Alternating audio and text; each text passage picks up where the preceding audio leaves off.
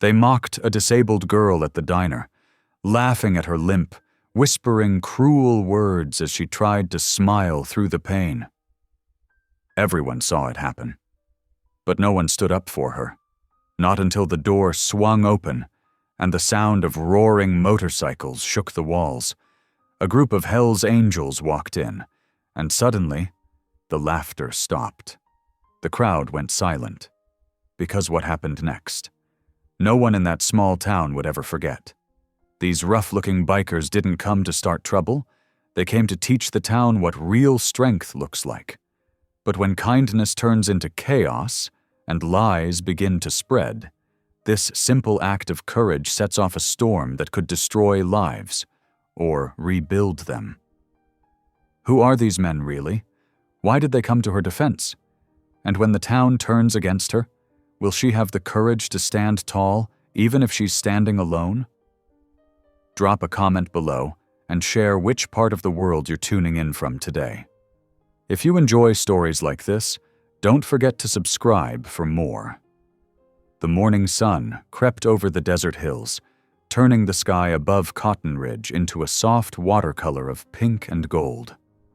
The little diner at the edge of town, Maggie's Diner, was already alive with the smell of coffee and sizzling bacon. The screen door creaked each time someone came in, and the tiny bell above it jingled in a way that said home to anyone who'd been coming there for years. Behind the counter, Emily Carter wiped the same spot on the counter 3 times before realizing it was already clean. Her right leg ached a little this morning, the brace tight around her knee, but she smiled anyway. Smiling helped her forget how much it hurt. "Morning, honey," Maggie called from the kitchen window, her voice warm but brisk. "Got those hash browns ready?"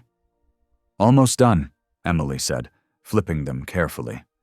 Her movements were practiced, steady, though every step she took came with a faint drag of her foot.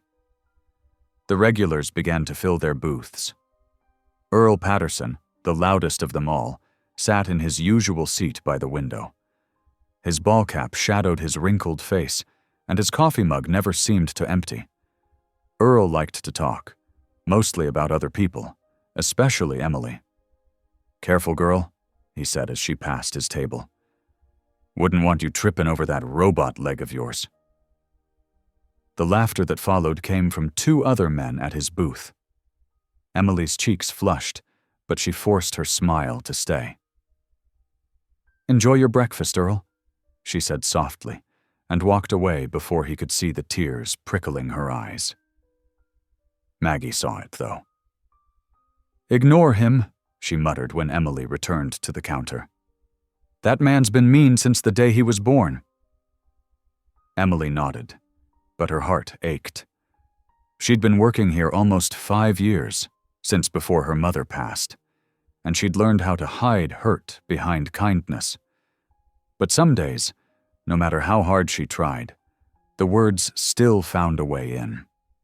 Until lunchtime, the diner grew busier. Families stopped on their way to the lake, truckers rolled in for a break, and the jukebox played old country tunes that filled the air with a hum of nostalgia. Emily moved between tables with careful grace, her limp noticeable but no longer slowing her down. A little boy pointed at her brace and whispered something to his mother. The woman quickly hushed him, embarrassed, but Emily smiled anyway. "It's okay," she said, kneeling slightly. "It just helps me walk better, like a helper robot." The boy grinned, and Emily laughed with him. Small moments like that made the hard days worth it. When her shift ended around 3, Emily stepped outside and sat on the curb beside her old pickup truck. The afternoon sun burned hot against the pavement, but she liked the quiet out here. She took off her apron, folded it neatly, and closed her eyes for a moment. From where she sat, she could see the desert stretching endlessly, the red rocks, the dust devils spinning in the distance, the promise of wide-open roads. Sometimes she imagined driving far away, to a place where nobody stared at her leg or whispered when she passed. But this was home. It had always been home. A breeze picked up, carrying the smell of rain and the faint rumble of thunder far off in the mountains. Emily tilted her head back and whispered a small prayer, her mother's cross necklace warm against her skin. "Lord," she said quietly, "I don't ask for much, but I sure could use a sign that things can get better." That night, the diner lights glowed against the dark highway. The dinner rush came and went, and by closing time, Emily was wiping down tables again. The radio played soft gospel music, the kind her mother used to hum while washing dishes. Maggie came out from the kitchen, drying her hands. "You lock up when you're done, sweetheart," she said, "and don't let Earl bother you. He's all bark." "I won't," Emily promised. After Maggie left, the diner felt too quiet. Emily stood by the window, looking out at the empty road. Headlights glowed in the distance, one pair, then another, before disappearing into the night. She wondered who was out there, traveling through these forgotten places, carrying their own heavy stories. By the time she turned off the lights and limped back to her trailer behind the diner, it was close to midnight.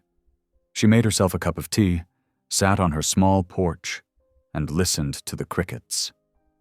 The desert night wrapped around her like a soft blanket. She thought of her mother again, how she used to say, "Don't let this world make you hard, Emmy. Keep your kindness. It's what makes you strong."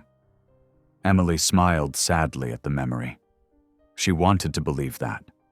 She wanted to believe kindness still mattered in a world that sometimes forgot how to be gentle. As she set her cup down, she noticed a faint light in the distance. Headlights again, only louder this time. The deep, rumbling growl of motorcycle engines echoed off the canyon walls. It was a sound that made her heart jump, not out of fear, but curiosity. It was strange. Rarely did anyone stop here at this hour. The sound faded into the night, leaving the crickets singing once more.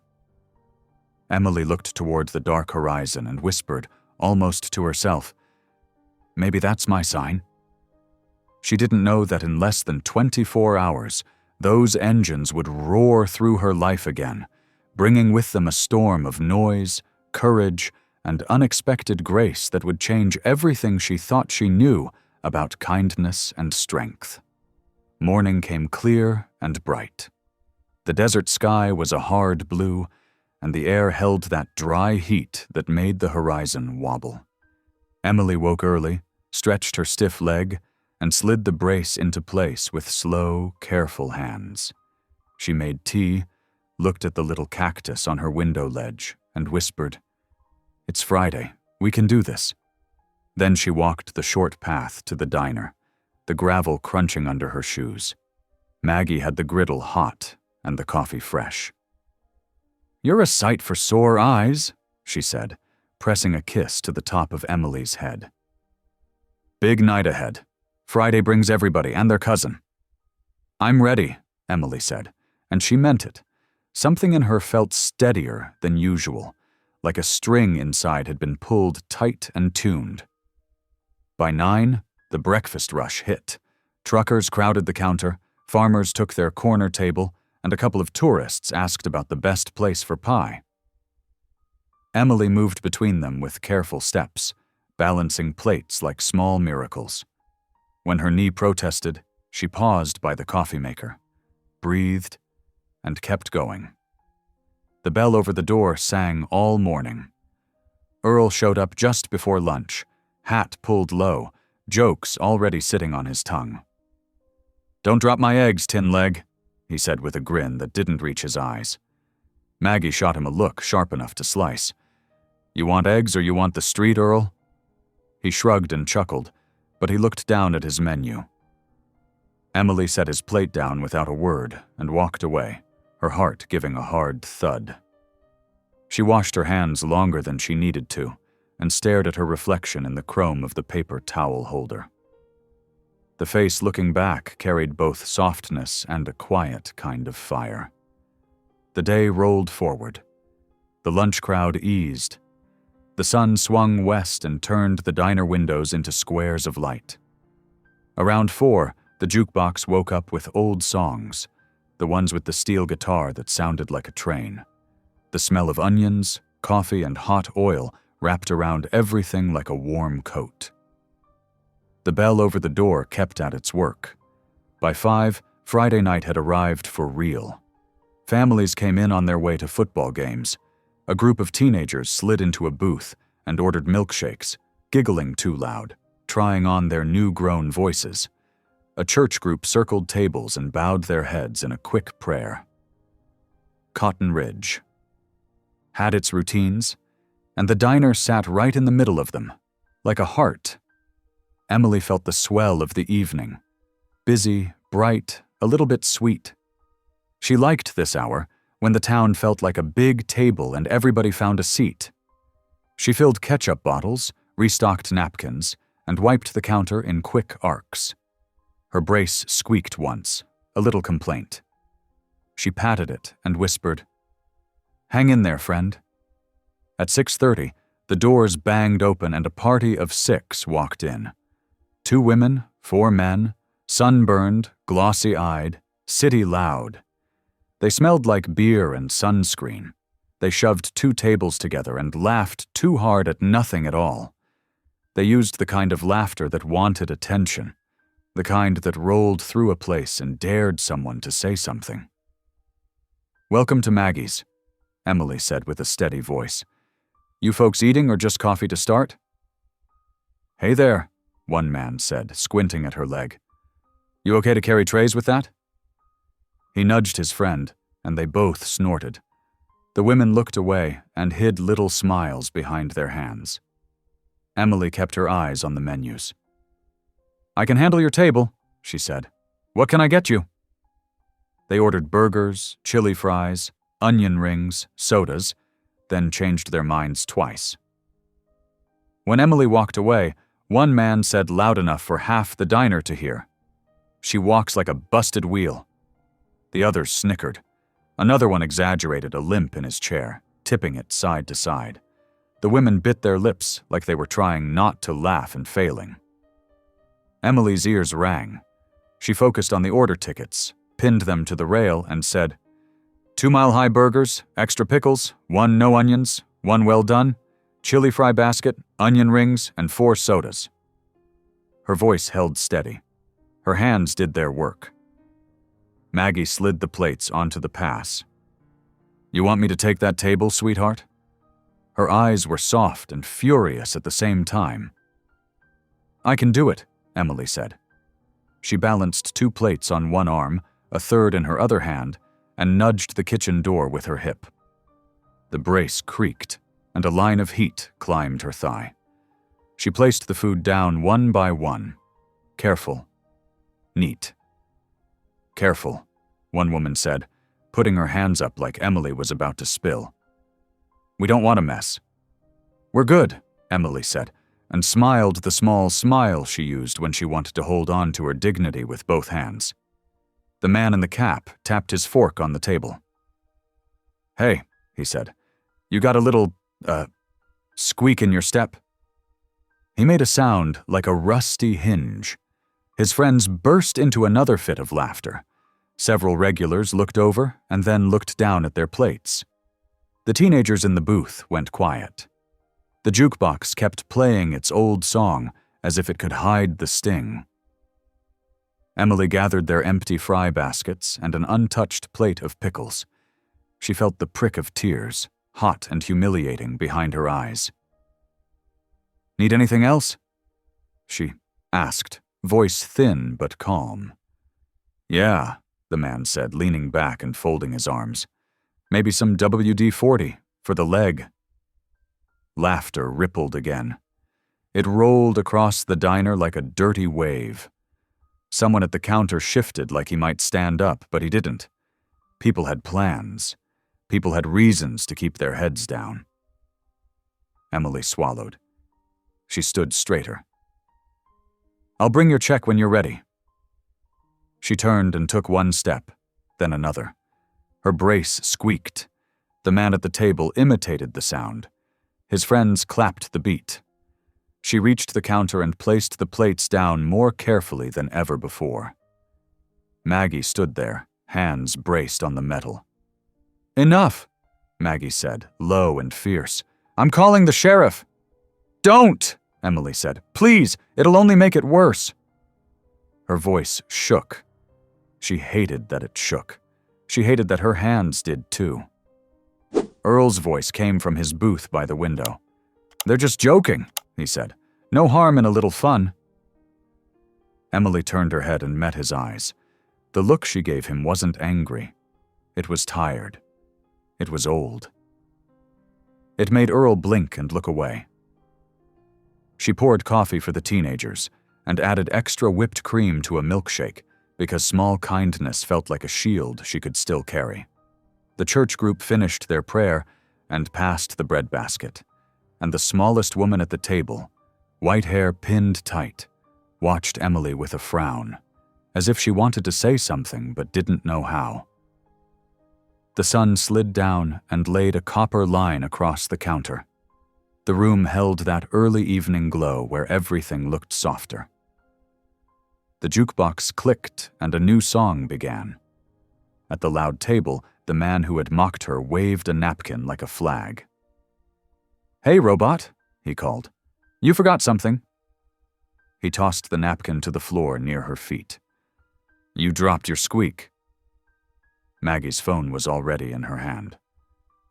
"I'm calling," she said again. Emily took a breath. She thought of the little cactus on her window ledge. She thought of her mother's cross. She thought of last night's far-off engines and the way the sound had curled around her heart like a promise. "Give me strength," she prayed, the words a whisper that moved only inside her. She bent, picked up the napkin, and placed it in her apron pocket. "I'll bring your check now," she said. The man laughed. He opened his mouth to add another joke. He never got it out, because the bell over the door jingled. And then the whole diner felt the sound, before anyone understood it. The low, steady thunder that rolled under the floorboards and up through the tables. It was the hum of 6 engines fading down to silence outside, the weight of boots on concrete, the hinge of a heavy door, the desert night stepping in behind a row of broad shoulders and worn leather. 6 men walked in, sunlight from the last slice of day burning around them like a rim of fire. Patches on their vests caught the light. The room went still. Forks stopped. Words dried up. Even the jukebox seemed to lower its voice. The man at the loud table closed his mouth and stared. Emily didn't move. She stood at the counter with the coffee pot held at her side, the handle warm in her hand, her heart beating slow and deep. She knew this sound. She had heard it the night before. It felt like an answer. The tallest man scanned the room. His eyes were gray and calm, like rain that knew how to fall without making a scene. He looked at Emily. He looked at the table of mockers. Then he chose a booth in her section and nodded, once, like a quiet promise. The diner held its breath. And for the first time all night, Emily felt the weight on her chest begin to lift. The air inside Maggie's diner hung heavy with silence. The jukebox hummed softly in the background, but even that sound seemed unsure if it should go on playing. All eyes turned toward the 6 men who had just walked in. They didn't look like anyone from Cotton Ridge. Dust covered their boots, their leather vests were worn, and patches of red and black glinted faintly in the light. Their hair was windblown, their faces lined with miles of road, and at the center of them stood the tallest, broad-shouldered, gray-eyed, steady as a mountain. He didn't need to say anything. The room simply knew he was the one in charge. Emily stood frozen behind the counter, the coffee pot still warm in her trembling hand. She didn't know what to think. The same low roar she'd heard last night, those engines echoing across the desert, had found her again. The leader's gaze swept the room once. It landed on the tourists' table. "Something funny going on here?" he asked. His voice wasn't loud. It was slow, calm, and carried the weight of someone who didn't need to raise it to be heard. The biggest of the men at the tourist table cleared his throat and looked down at his burger. Just talking, man." The leader tilted his head. Sounded like more than talk. No one moved. Even Maggie, who was never afraid to speak her mind, stood behind the counter with wide eyes. The biker took a slow step closer, resting his hand lightly on the back of a chair. Not threatening, just present. "If I were you," he said evenly, "I'd show a little respect." The man swallowed hard. "We didn't mean anything by it." The gray-eyed biker looked toward Emily. "That true?" Emily blinked, unsure how to answer. They were just having fun, I guess." He studied her face, seeing the flicker of hurt she couldn't hide. Then he turned back to the table. "Fun," he repeated quietly. "You think mocking a woman trying to earn an honest living is fun?" The man shifted uncomfortably. "We said sorry." "No," the biker said. "You didn't." For a moment, it felt like the entire diner had stopped breathing. Then, slowly, the man at the table stood. "Fine, I'm sorry," he muttered. "Louder," said the biker. The man hesitated, then raised his voice. "I said I'm sorry." "Good." The biker nodded once, then stepped back. "Now sit down and eat your food before it gets cold." It wasn't a threat. It was a dismissal. The tourists obeyed without another word. The rest of the diner watched in quiet awe. The bikers chose a booth near the back, and Emily, still shaken, walked over to take their order.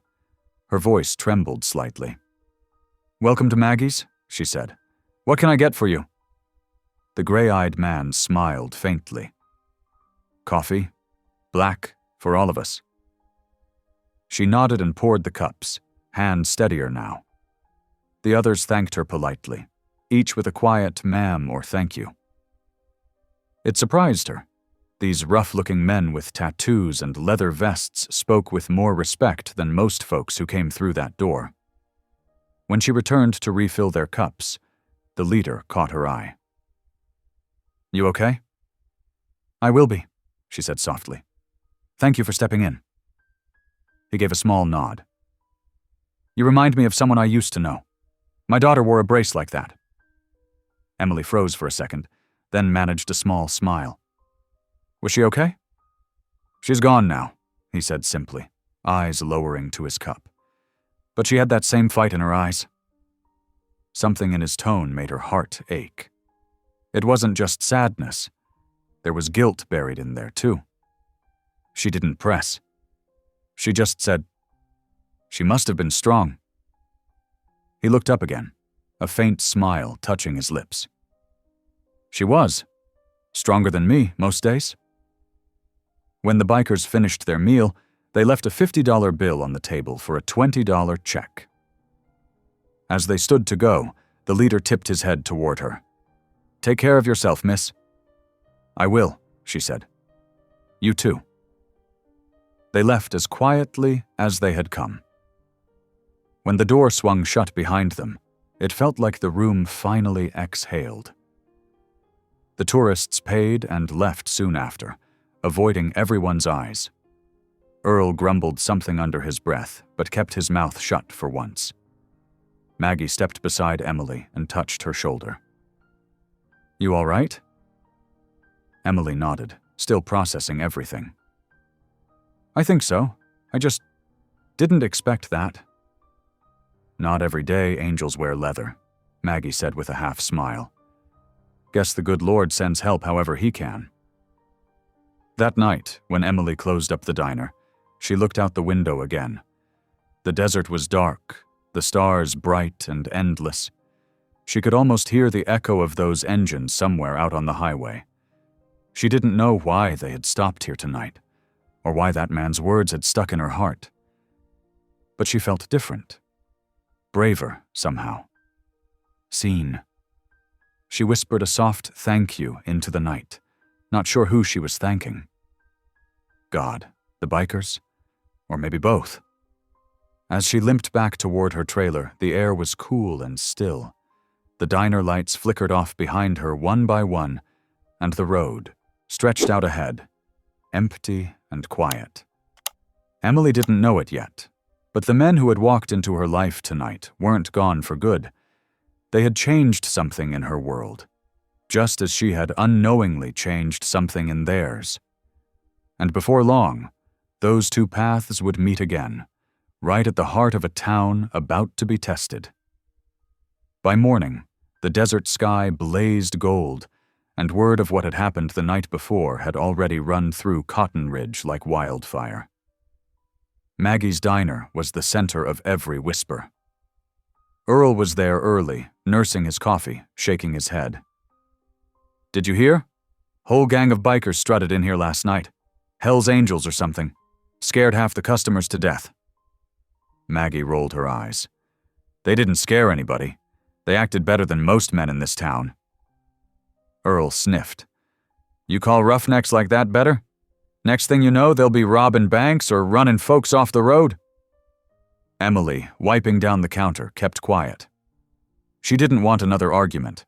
Her leg ached from yesterday, and she had slept little, replaying the scene again and again, the way the leader had stood up for her, the calm in his eyes, the quiet authority in his voice. She wasn't used to being defended. She wasn't used to being seen. When Maggie went into the kitchen, Earl leaned over the counter. "You know those fellas?" "No," Emily said softly. "They were just passing through." "Then you'd best hope they keep passing," Earl said, smirking. "Folks around here don't take kindly to outsiders like that." Emily looked him straight in the eye. "Maybe that's the problem." Earl blinked, caught off guard, then looked away. The rest of the day moved slow, the kind of quiet that feels like it's waiting for something to happen. By sunset, most of the dinner crowd had thinned. Emily wiped tables while Maggie counted the day's earnings. The radio hummed softly in the background, an old country tune about love and loss. When the bell above the door jingled, Emily looked up and froze. There they were again. The same bikers, their boots dusty, their faces lined from the road. The leader, gray-eyed, calm, smiled faintly when he saw her. "Evening," he said. "Didn't mean to startle you." Emily felt her heart skip. "You didn't," she said quickly. You, came back?" "Had some bike trouble down by the old gas station," he said. "Figured we'd grab some dinner while we're here." Maggie came out, wiping her hands on her apron. "Long as you pay for your coffee and keep your manners like last night, you're welcome here," she said, half teasing, half sincere. The leader nodded. "Fair enough." As they took their booth again, Emily found herself smiling, really smiling this time, as she poured their coffee. She didn't know why she felt so comfortable with them. Maybe it was the way they looked at her. Not with pity, not with curiosity, just respect. "What's your name?" the leader asked when she brought their food. "Emily." "I'm Hawk," he said, holding out his hand. His palm was rough, calloused, but his handshake was gentle. "That's Rico, Tex, Big John, Mouse, and Doc." "Doc?" Emily asked, glancing toward the smallest man at the end of the booth. He grinned. "Used to be a medic, now I fix engines and hangovers." The men laughed quietly, the kind of laughter that sounded real, easy. Emily smiled too. "Nice to meet you all." They talked in short bursts between bites of food, stories of long highways, forgotten towns, and the people they'd met on their redemption ride. "Redemption ride?" Emily asked. Hawk nodded. "We're visiting memorials for fallen vets. Some of us served, some of us just owe a debt. It's our way of making peace with the past." Emily looked at him, sensing there was more to the story. "And you stop in towns like this?" He shrugged. We go where the road takes us. Sometimes trouble finds us anyway. She hesitated. People here, they're not used to strangers. But last night you stood up for me. I wanted to say thank you. Hawk's expression softened. You don't need to thank me. My daughter, she had a brace like yours. Same courage too. She used to get picked on, and I wasn't always around to stop it. Guess I'm making up for that now. Something in his voice cracked slightly on the last sentence. Emily didn't ask questions. She just nodded. She was lucky to have you. He looked away, out the diner window. She was the lucky one, he said quietly. She had faith even when I didn't. A silence fell between them, gentle but full. Emily sensed this man carried more than just road miles. He carried ghosts. When the bikers finished their meal, Hawk pulled a folded piece of paper from his vest and handed it to her. Inside was a small, carved wooden charm in the shape of wings. My daughter used to carve these, he said. Said they reminded her that even broken wings can still fly. Emily's throat tightened. It's beautiful. Keep it, he said. Looks like you could use a reminder too. She took it carefully, as if it were made of glass. Thank you, she whispered. Hawk smiled, but it didn't quite reach his eyes. You ever need a hand with that old truck out back, come find us. We're camped near the canyon overlook. I will, she said, though she wasn't sure she would. After they left, Maggie came over, wiping her hands on her apron. They seem decent enough, she said quietly. That one, Hawk. He's got eyes like he's seen too much. Emily looked down at the charm in her hand, feeling its smooth edges. Yeah, she said softly, but maybe he's trying to see something good again. That night, Emily couldn't sleep. She sat on her porch, the charm resting in her palm, the desert air cool against her face. Far off, she could see the faint glow of campfires near the canyon ridge. The sound of distant laughter carried on the wind, rough, warm, human. She smiled to herself. For the first time in years, the ache in her heart felt lighter. She didn't know what tomorrow would bring. But tonight, she knew one thing for certain. Kindness still existed. And sometimes it wore leather and rode a Harley. By Monday morning, the dusty streets of Cotton Ridge buzzed with gossip. The diner's bell jingled non-stop, not just with customers craving breakfast, but with folks hungry for stories. Everyone had an opinion about the biker gang that had rolled into town.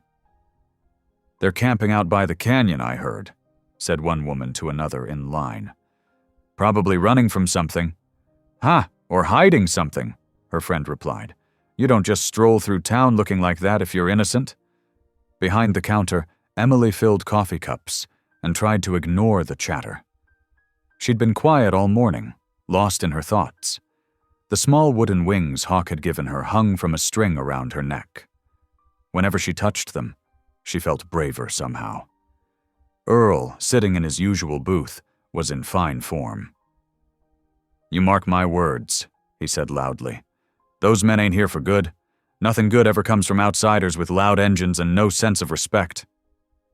Earl, you don't know a thing about them, Maggie said sharply as she passed by. They paid their bill, tipped better than you ever have, and didn't cause trouble. That's more than I can say for some people. A few chuckles rolled through the diner. Earl grunted but didn't answer.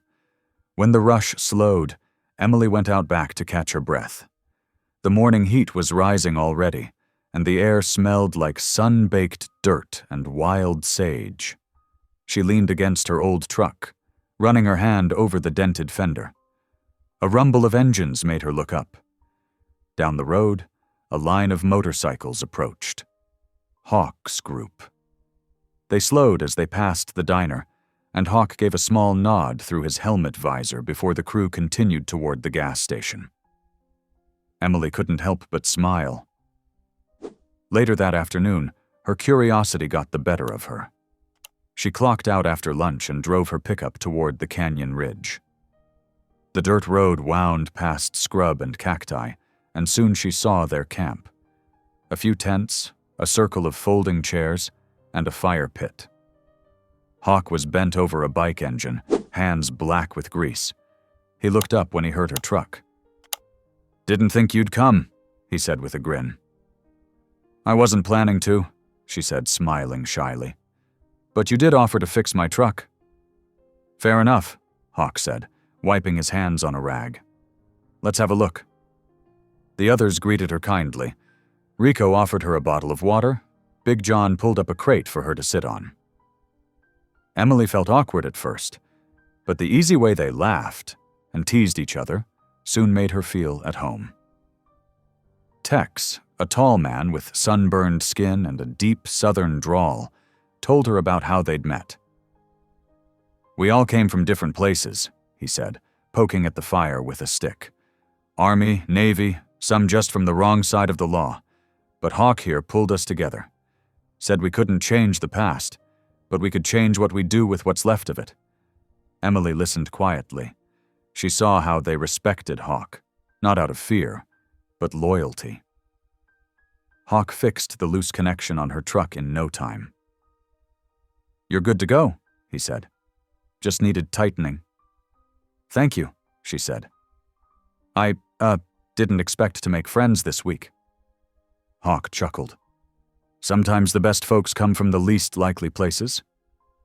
As the sun dipped low, painting the canyon walls in red and gold, they sat around the campfire.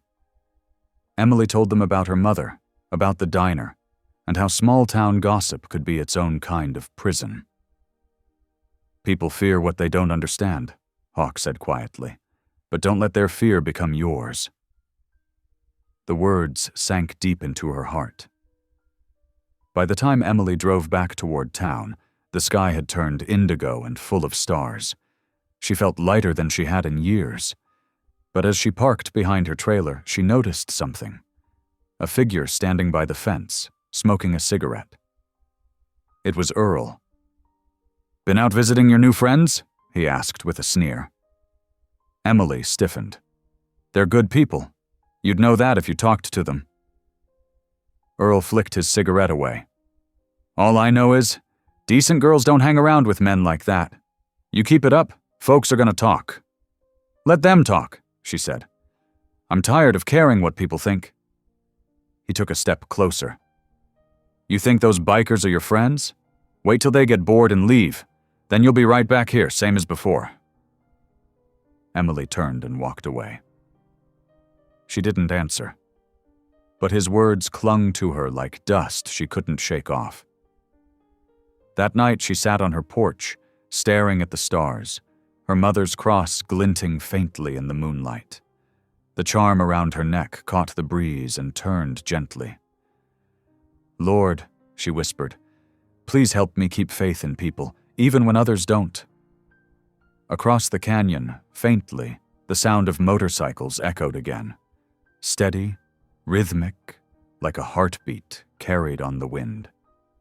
And for the first time in a long time, Emily believed she wasn't as alone as she once thought. By sunrise the next morning, the town of Cotton Ridge was already in an uproar. The church bells, which usually rang only on Sundays, clanged early, summoning folks with news that traveled faster than any newspaper could print it. Someone had vandalized the town's Veterans Memorial, a stone monument that stood beside the church. Red spray paint covered the marble surface, spelling out ugly words that no one wanted to read aloud. 2 flagpoles had been knocked over, and several plaques honoring fallen soldiers lay broken on the ground. When Emily arrived at the diner that morning, the air buzzed with tension. Maggie looked up from the counter, worry creasing her face. "You hear what happened?" "I just saw the crowd at the church," Emily said. "Who would do something like that?" "Sheriff's already looking into it," Maggie said. "But you know how this town is. They already picked who they want to blame." Emily's stomach turned. The bikers. Maggie nodded grimly. They're saying it was them.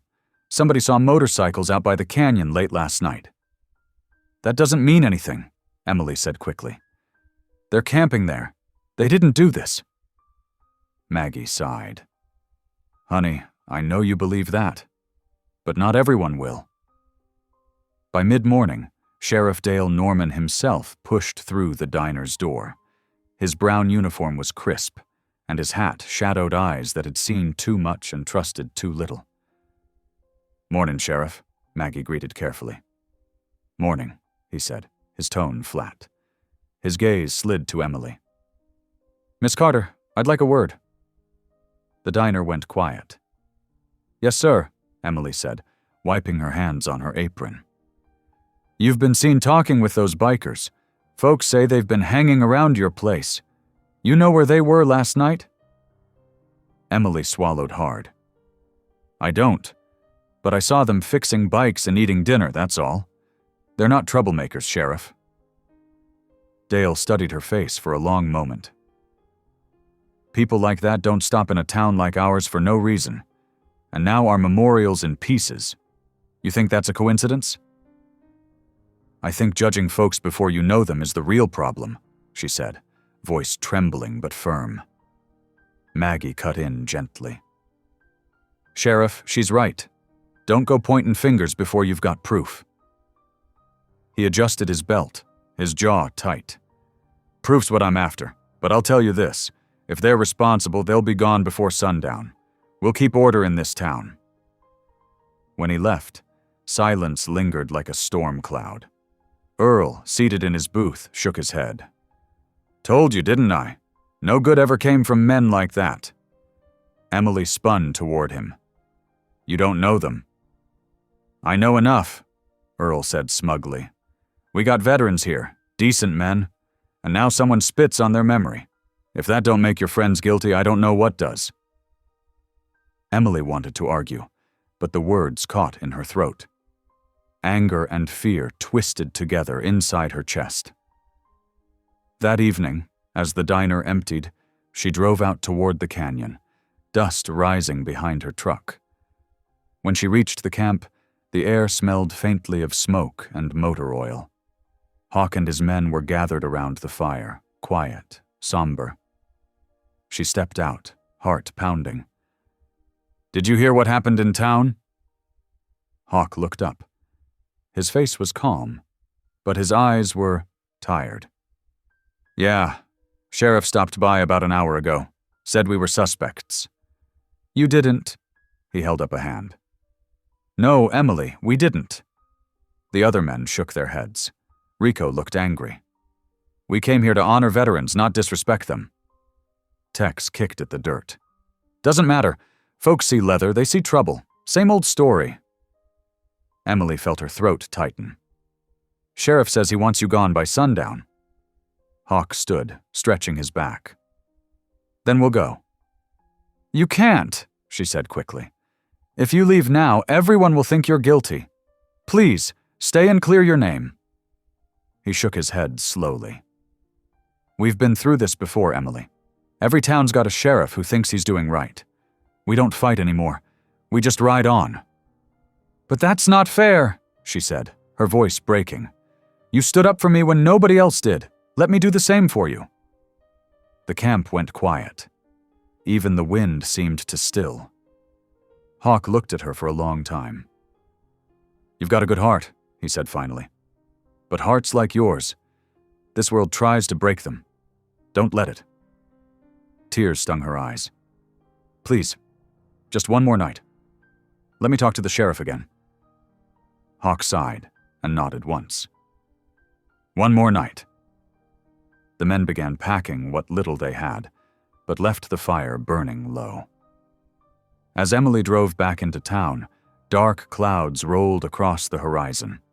The streetlights flickered on early, and thunder rumbled in the distance. The storm in the sky felt like a reflection of what was building in her heart. When she got home, she sat in her small kitchen, staring at the wings charm that hung around her neck. She wanted to believe that goodness still won. The truth could outlast lies. But in a town as small and stubborn as Cotton Ridge, she wasn't sure that was true anymore. Outside, the first drops of rain began to fall. Slow, steady, heavy.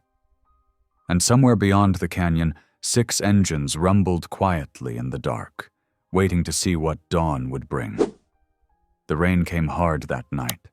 It fell in steady sheets, washing the red dust from the streets of Cotton Ridge and turning the air cold and heavy. By morning, puddles filled the potholes, and the gray clouds hung low enough to touch the steeple of the church. Maggie's diner opened late. The regulars trickled in one by one, shaking rain from their jackets, ordering coffee, and talking in hushed tones about the sheriff's announcement. "Town meeting at 7, Earl said, sitting in his usual booth. "He's calling everyone to settle this biker mess once and for all." Maggie frowned. "Settle? Sounds more like a witch hunt." Emily, wiping down the counter, froze mid-motion. "He's holding a meeting?" "Yup," Earl said with a self-satisfied smirk. "Time to send those hooligans packing. Folks are scared." "Scared of what?" she asked sharply. "Of people who stood up for what's right?" Earl shrugged. "Scared of people who don't belong." Maggie's glare could have split wood. "Earl, one more word out of you, and I'll serve your next cup of coffee straight into your lap." The room chuckled, but Emily didn't smile. All day, her stomach churned with worry. Hawk's quiet promise, "One more night," echoed in her head. She knew if the town turned on them, they'd be gone before morning. By sundown, the diner lights glowed warm against the wet streets. Maggie closed early so people could attend the meeting at the town hall. "You sure you want to go, honey?" she asked as she hung up her apron. "I have to," Emily said, her voice steady. "They stood up for me. I can't stay silent now." Maggie gave her a long, soft look. "Then be careful. Folks get mean when they're afraid." When Emily reached the town hall, it was already full. Wooden folding chairs creaked as neighbors shifted in their seats. The air buzzed with the smell of wet coats, coffee, and tension. Sheriff Dale Norman stood at the front beside the podium, his jaw tight, hat in hand. "All right, folks," he began. "We've got to talk about what's been happening in Cotton Ridge, the vandalism, the outsiders, and what we're going to do about it." Murmurs filled the room. "I say we tell them to leave before more trouble starts," someone shouted. "Yeah, they're disrespecting our town," another voice added. Emily felt her chest tighten. She stood, gripping the back of the chair in front of her. "They didn't do it." The room fell silent for a moment. All eyes turned toward her. Sheriff Norman frowned. "Miss Carter, you got something you'd like to say?" "Yes," she said, heart pounding. "I know those men. They came here to honor veterans, not destroy their memory. They've done nothing wrong." Earl stood from the back row. "You only know what they told you. How do you know they're not lying?" "Because I've spent time with them," she said, her voice rising. "I've seen who they are. They're decent men who've made mistakes, sure, but they're trying to do good. And you're all ready to chase them out just because they look different." A few people muttered. Others exchanged uneasy glances. The sheriff crossed his arms. "Miss Carter, you're speaking from the heart, I can see that. But we have evidence they were near the memorial that night." "They were camped near the canyon," she said. "That's not a crime," Earl sneered. "You seem awful defensive for someone who barely knows them. Maybe you've got other reasons for wanting them to stay." Laughter rippled through the room. Emily's face burned. "You should be ashamed," she said, her voice trembling. "You all talk about being a good Christian town, about loving your neighbor. But the moment someone looks different, you throw stones." The laughter died. The room went quiet. Maggie stood slowly in the back. "She's right," she said. Those men didn't hurt anyone, but the way we're acting sure is hurting her." The sheriff rubbed his forehead. "This ain't about her, Maggie. It's about protecting our town." "Protecting it from what?" Maggie asked. "Kindness?" But the tide of fear had already turned. An older man in a veteran's jacket stood up. "I fought for this country," he said, "and I don't like outsiders disrespecting it. If they got nothing to hide, they can move on, that's all." Applause broke out around the room. Emily felt her heart sink. She glanced toward the sheriff, hoping for mercy, but his expression was stone. "The decision's made," Sheriff Norman said firmly. "They'll be escorted out by morning." Emily's throat tightened. "You're making a mistake." Earl folded his arms, smug again. "You just don't want to lose your new friends." That did it. Emily stepped forward, her voice shaking but fierce. "Those men defended me when none of you did. When I was mocked in front of this whole town, they showed more decency than any of you sitting here tonight. And if you can't see that, then maybe you're the ones who don't belong." A murmur rippled through the crowd, part shame, part anger. The sheriff cleared his throat. "That's enough, Miss Carter." Emily turned toward the door, blinking back tears. Maggie reached her first, squeezing her hand. "You did good, sweetheart," she whispered, "even if they don't see it yet." But the damage was done. As Emily stepped out into the cool night, she knew the town had turned its back on her too. By dawn, she woke to the sound of distant engines. She ran outside, heart pounding, and saw the last of the bikes disappearing down the highway. The campsite near the canyon was empty. They were gone. She stood there in the gray morning light, the wooden wings warm in her palm, tears slipping down her cheeks. For the first time in her life, she wasn't just mocked. She was alone for standing up for what was right. The next few days passed in a strange, heavy quiet. Cotton Ridge moved on like it always did. Trucks rumbled down Main Street, the church bell rang on Sunday, and the diner opened every morning. But to Emily, everything felt colder. The townsfolk didn't mock her outright anymore. They didn't need to. They just stopped talking when she entered the room. Some wouldn't meet her eyes. Others offered thin, polite smiles that vanished the moment she turned away. Maggie tried to act normal, but Emily could see the strain in her face. "Give it time, honey," she said one afternoon while chopping onions in the kitchen. "Folks around here hold on to fear longer than truth. It's the way small towns are." "I thought people around here believed in forgiveness," Emily said softly. "They do," Maggie answered, her voice quiet. "But only when it's easy." Emily worked her shifts quietly, cleaning, tables and refilling coffee. The laughter that used to echo through the diner now felt hollow. Every night she walked back to her trailer, listening to the hum of crickets and the lonely sound of her own footsteps. On the third evening after the meeting, a light rain began to fall. The sound of it against her tin roof felt almost like company. She made herself tea, wrapped her mother's old quilt around her shoulders, and stared at the wooden wings charm that hung above her bed. "Broken wings can still fly," Hawk had said. She smiled faintly, tracing its edges with her thumb. "I wish I'd told you how much that meant," she whispered. The next morning, as she walked to the diner, something caught her eye by the church fence. A group of townsfolk gathered in a semicircle around the vandalized memorial. The spray paint had faded in the rain, but the damage still showed. The sheriff was there, talking to a teenage boy who looked pale and frightened. Emily slowed her steps. Maggie came up beside her.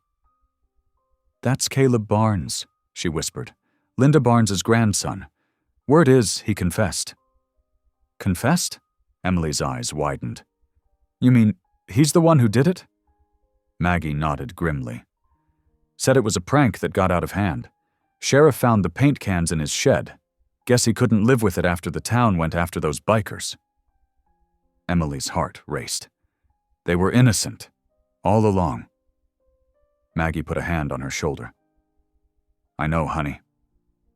The news spread faster than wildfire. By noon, everyone knew the truth. The same people who had shouted the loudest for the bikers to leave now whispered with embarrassment. Sheriff Norman went door to door apologizing, though the words sounded stiff and uneasy. Earl sat in his booth at the diner, staring down at his plate, for once without a word to say. Emily worked her shift quietly, keeping her emotions in check. When the last customer left, she stepped outside into the evening air. The rain had stopped, but the ground still shone wet beneath the streetlights. She walked to the memorial, kneeling carefully to pick up the broken plaques that no one had yet repaired. Her leg ached, but she ignored it. She set each piece in place, brushing away bits of dirt, her hands steady. Lord, she murmured, forgive them. They didn't know what they were doing. As she stood to leave, something glinted beneath one of the stones, a small object half buried in the mud. She bent down and pulled it free. It was a charm. Wooden wings, nearly identical to the one she wore. Her breath caught. She turned it over and found faintly carved letters on the back. For the bravest soul we met on this road, keep standing tall. Hawk. Her knees nearly gave out. She clutched the charm to her chest, tears welling in her eyes.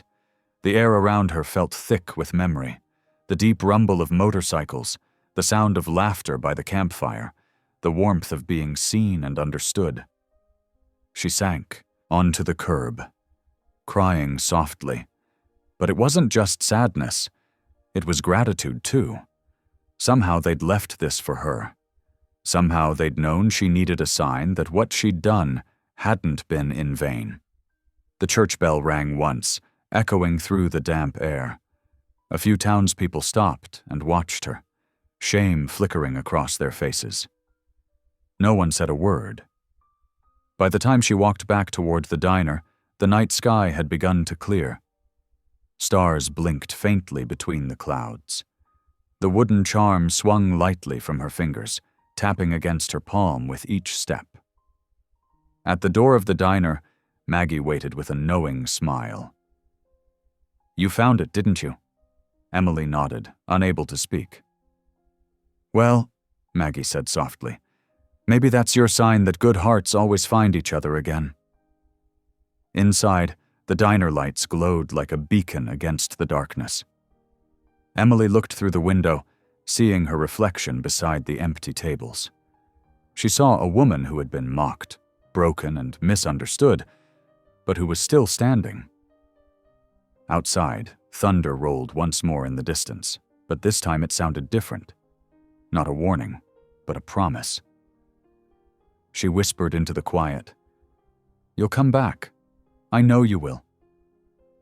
And somewhere beyond the hills, the wind carried the faintest sound, a memory or maybe more, the low growl of motorcycle engines cutting through the night.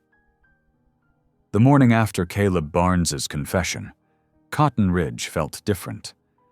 The air seemed clearer somehow, as though the town itself was taking its first honest breath in days. Church bells chimed softly in the distance, and the usual gossip at Maggie's diner was replaced by uneasy quiet. When Emily arrived for her shift, every head turned toward her. Not one person spoke. Then, to her surprise, an elderly woman from the church group, Mrs. Langford, rose from her seat and walked to the counter. "I owe you an apology, dear," she said, her hands trembling slightly. "We were wrong to doubt you. We were wrong about those men." Emily blinked, unsure what to say.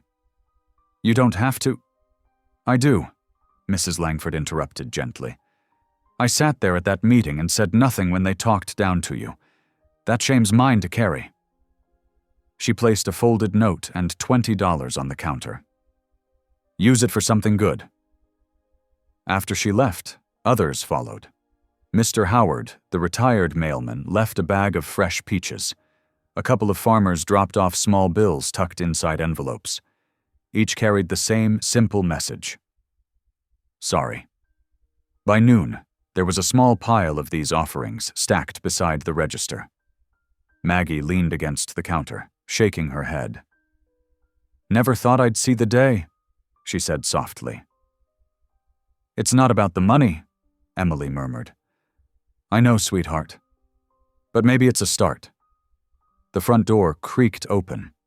Sheriff Dale Norman stepped in, hat in hand, his usual confidence replaced with something humbler. Mornin', Miss Carter, he said. Can we talk? Emily nodded, her chest tightening. Of course. He sat at the counter, eyes lowered. I came to apologize for the way I treated you and for not listening.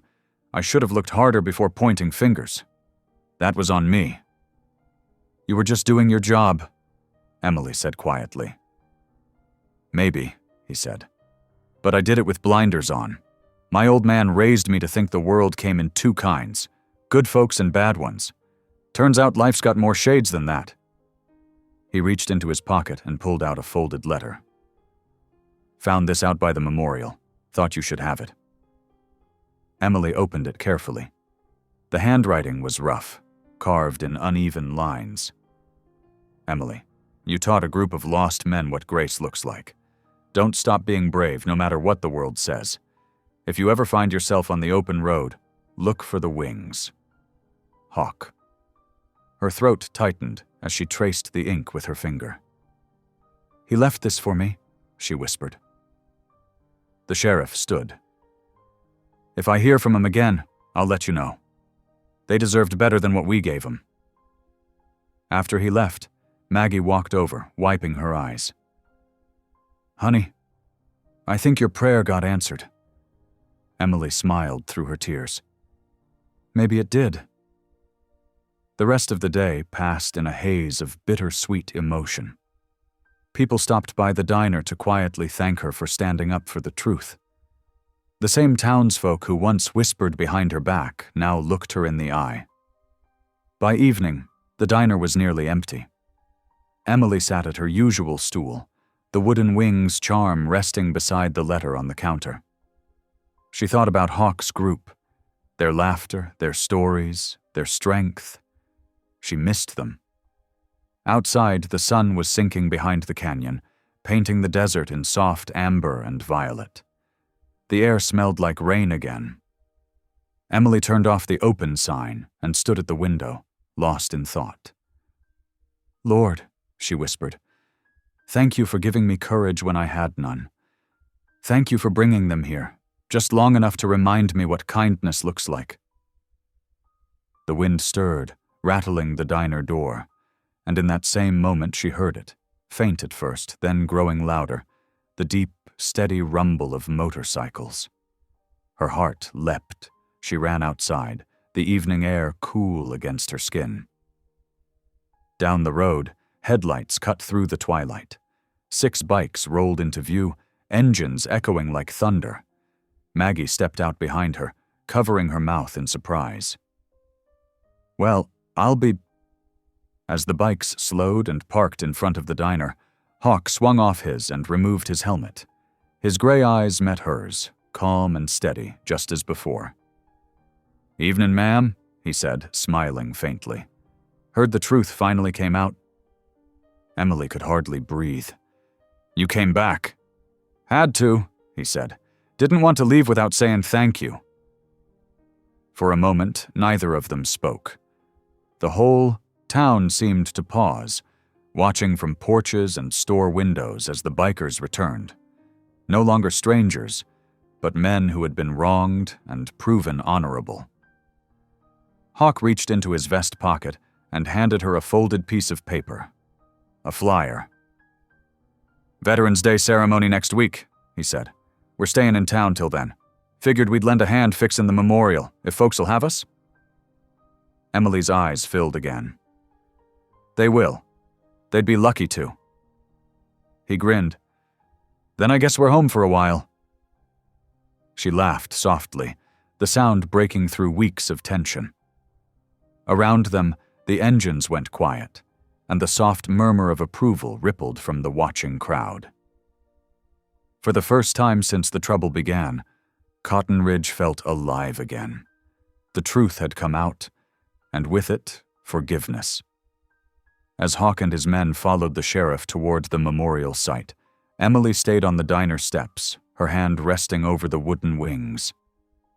"Welcome home," she whispered.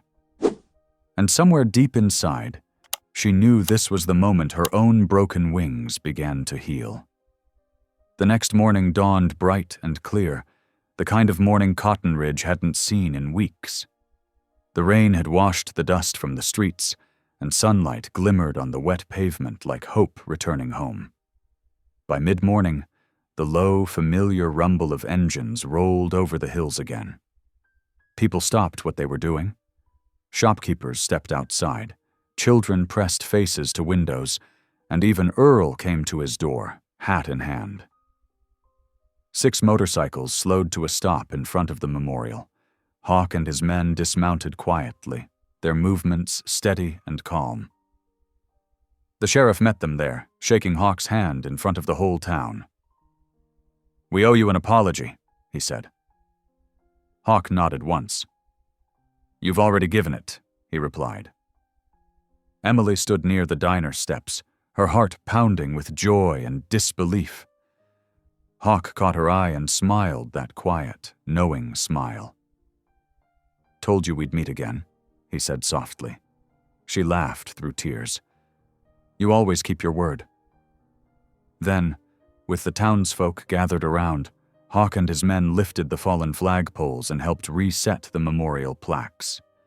The crowd watched in silence as the American flag rose again, fluttering high in the clean desert wind. For the first time, no one saw outlaws standing there. They saw heroes. When it was done, Hawk turned back toward Emily. "Told you," he said with a faint grin. "Even broken wings can still fly." Emily smiled, sunlight catching in her eyes. "And they can take others with them," she whispered. The town clapped. The engines started again. And as the riders rolled away, Cotton Ridge knew something had changed forever. Because kindness, once shown, never really leaves. A month later, the dusty old building at the edge of town came alive again. The faded sign that once read Clara's Grill now gleamed with new paint and fresh hope. The Open Road Cafe. Emily stood outside, straightening her apron and breathing in the scent of coffee and fresh biscuits drifting from inside.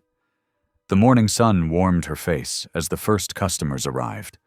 Farmers, families, and even a few travelers passing through. But this time, everyone who walked through the door carried kindness instead of judgment.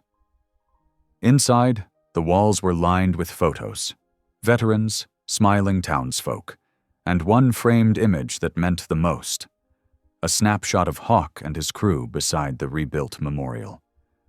Beneath it, a small plaque read, "For those who showed us what true strength looks like." Maggie worked beside Emily, flipping pancakes and humming an old tune. "You did it, sweetheart," she said with pride.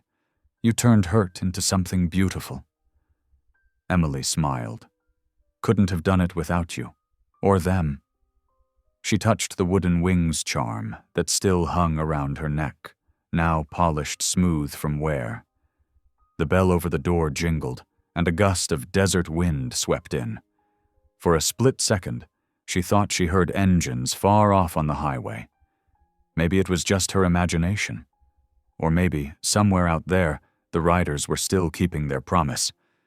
Emily turned back to the counter, laughter and warmth filling the room. The cafe was full, her heart even fuller.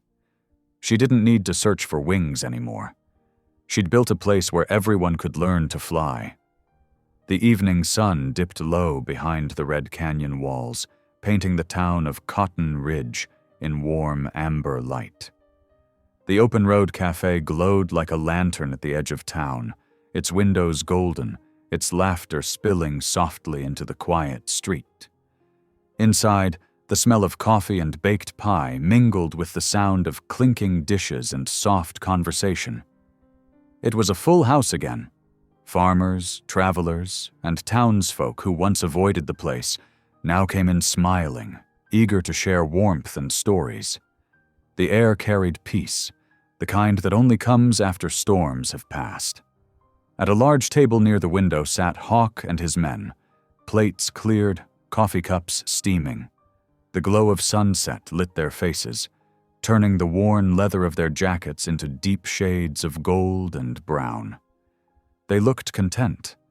Men who had seen too much of the world, yet somehow found a bit of it worth believing in again. Emily moved between tables with her familiar limp, the wooden wings' charm resting against her heart. Her steps were slower than most, but sure. Each smile she offered carried the quiet strength of someone who had learned what grace really meant. Maggie leaned on the counter, watching her with pride. "You did it, sweetheart," she said softly. "You turned heartache into something beautiful." Emily smiled. "It wasn't just me. This cafe belongs to everyone who needed a second chance." Just then, Hawk stood and walked toward her, his boots echoing on the wooden floor. He reached into his vest and handed her a small, wrapped package. "Before we hit the road, we wanted you to have this," he said. She unwrapped it slowly. Inside was a framed photograph, Hawk's crew standing proudly beside the rebuilt memorial, the American flag flying high above them. Along the bottom of the frame were words carved into the wood. "Keep riding with faith." Emily's eyes glistened. "It's beautiful," she whispered. Hawk nodded. "You reminded us what we were riding for. You showed us that real strength isn't loud, it's kind." Her throat tightened. "And you showed me that kindness wears many faces." One by one, the bikers rose from their chairs, shaking hands and sharing quiet goodbyes. Big John handed her a keychain shaped like a small silver wheel. "So you never forget the road that found you," he said with a wink. Outside, the sky burned orange and violet. The engines came alive, deep and steady, rolling through the still evening like a heartbeat. Emily and Maggie stood at the door as the riders lined up along the dusty road. Hawk settled onto his bike, his gray eyes meeting hers. "You keep that cafe open," he called over the engines. "We'll be back next year, that's a promise."